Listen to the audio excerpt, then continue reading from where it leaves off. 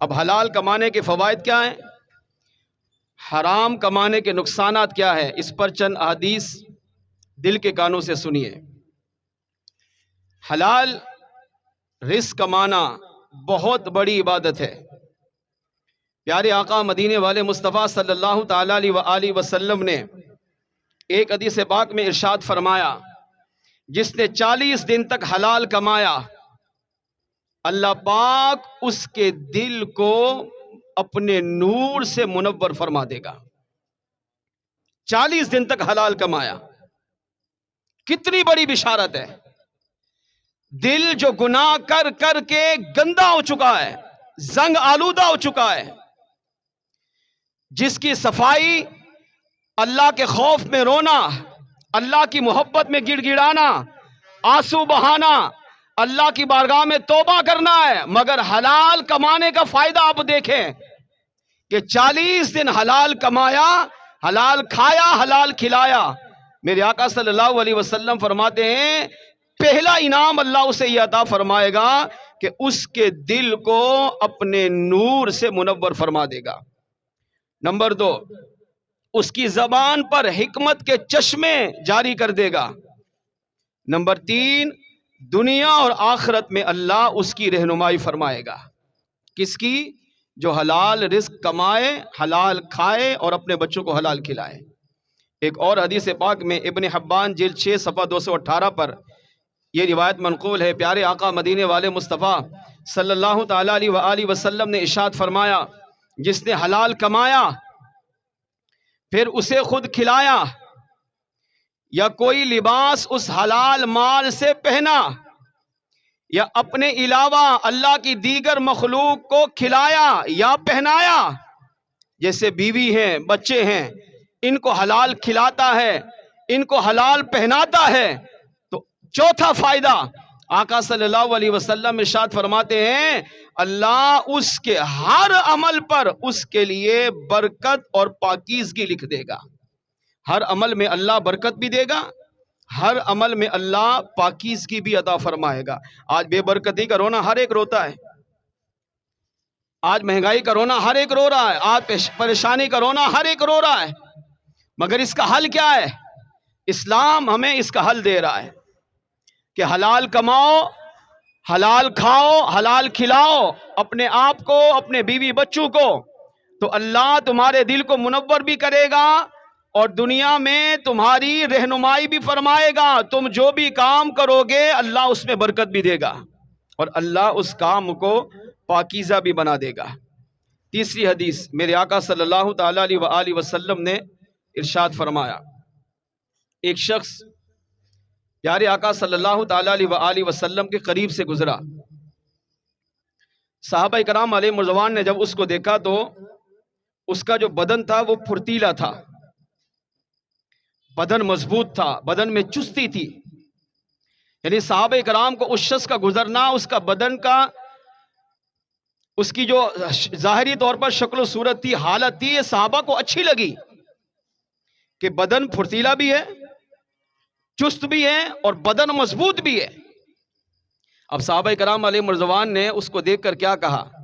عرض کیا یا رسول اللہ صلی اللہ تعالی علیہ وسلم، کاش یہ بدن اللہ پاک کی راہ میں ہوتا۔ کیوں کہہ رہے ہیں؟ وہ نوجوان ہے، وہ حسین و جمیل ہے، خوبصورت ہے، اپنے بدن میں طاقت رکھتا ہے، چست ہے، مضبوط ہے، پھرتیلا ہے۔ تو صحابہ کرام علیہ رضوان نے کتنی بڑی تمنا کی، یا رسول اللہ صلی اللہ علیہ وسلم کاش یہ بدن اللہ کی راہ میں ہوتا، یعنی یہ بدن رب کی راہ میں خرچ ہوتا، یہ جہاد کرتا، یہ کافروں کو واصل جہنم کرتا، یا لڑتے لڑتے خود اپنی جان کا نذرانہ اللہ کے دین پر قربان کر دیتا۔ صحابہ نے حضور کے سامنے تمنا کی تو میرے آقا صلی اللہ تعالی علیہ وآلہ وسلم پر قربان۔ کتنی پیاری نصیحتیں آپ صلی اللہ علیہ وسلم نے ارشاد فرمائی، قیامت تک آنے والا اگر امتی ان نصیحتوں کو سمجھ کر اپنی زندگی اس کے مطابق گزارنے میں کامیاب ہو جائے، خدا کی قسم وہ یہاں بھی کامیاب ہوگا، کب آخرت میں بھی کامیاب ہوگا۔ اب میرے آقا صلی اللہ تعالی علیہ وآلہ وسلم نے کتنی پیاری بشارت سے دل کے کانوں سے سنی ہے۔ آج کئی ہمارے نوجوانوں کا اس حدیث پاک کے اندر حل ہے، جو حلال کمانے سے ڈرتے ہیں، حلال کمانے کی طرف نہیں جاتے، حرام کی طرف زیادہ بڑھتے ہیں، یا ذلت کی جگہ پہ کھڑے ہونے کو اپنی بے عزتی سمجھتے ہیں، میرے آقا صلی اللہ تعالی علیہ وآلہ وسلم نے ارشاد فرمایا اگر یہ شخص اپنے چھوٹے بچوں کے لیے حلال رزق کی تلاش میں نکلا ہے تو صحابہ سمجھ لو یہ بھی اللہ کی راہ میں ہے۔ خالی جہاد میں جانا، خالی جنگ میں جانا، خالی غزوے میں جانا، وہاں پر لڑنا، یہ خالی اللہ کی راہ نہیں، وہ بھی اللہ کی راہ ہے، مگر آقا صلی اللہ علیہ وسلم نے اس کے علاوہ بھی طریقے بتائے۔ فرمایا اگر یہ شخص اس لیے گھر سے چلا کہ یہ اپنے بیوی بچوں کے لیے، چھوٹے بچوں کے لیے حلال رزق کمائے گا، تو فرمایا یہ بدن بھی اللہ کی راہ میں ہے۔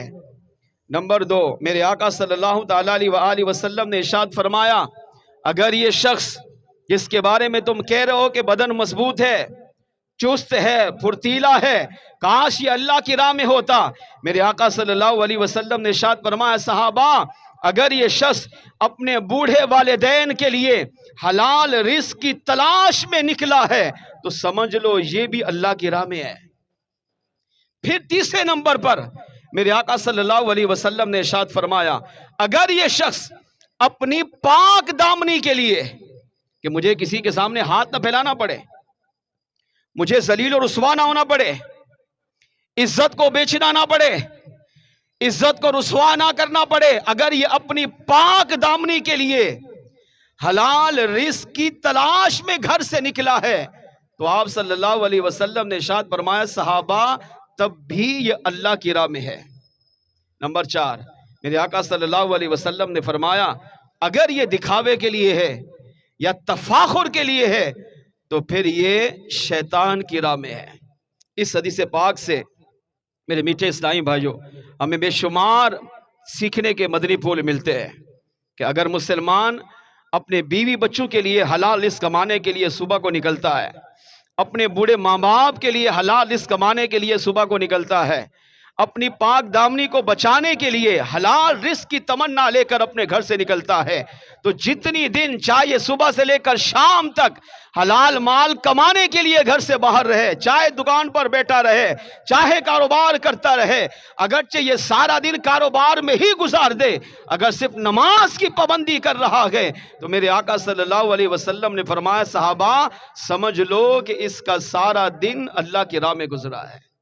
چوتھے نمبر پر میرے آقا صلی اللہ تعالی علیہ وآلہ وسلم نے ایک بہترین علاج اپنے صحابہ کو بیان کرتے ہوئے ارشاد فرمایا، حضرت سیدنا سعد رضی اللہ تعالیٰ عنہ کہتے ہیں میں پیارے آقا صلی اللہ علیہ وسلم کی بارگاہ میں حاضر ہوا، عرض کیا یا رسول اللہ صلی اللہ علیہ وسلم آپ میرے لیے دعا فرمائیں۔ کیا دعا فرمائیں؟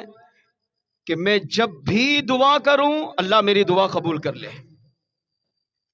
حالانکہ صحابی ہے، صحابی کی دعا قبول ہی قبول ہے، مگر امت کی تعلیم کے لیے صحابہ نے کیسے کتنے پیارے پاکیزہ سوالات کیے تاکہ قیامت تک آنے والی امت اس سے رہنمائی لے۔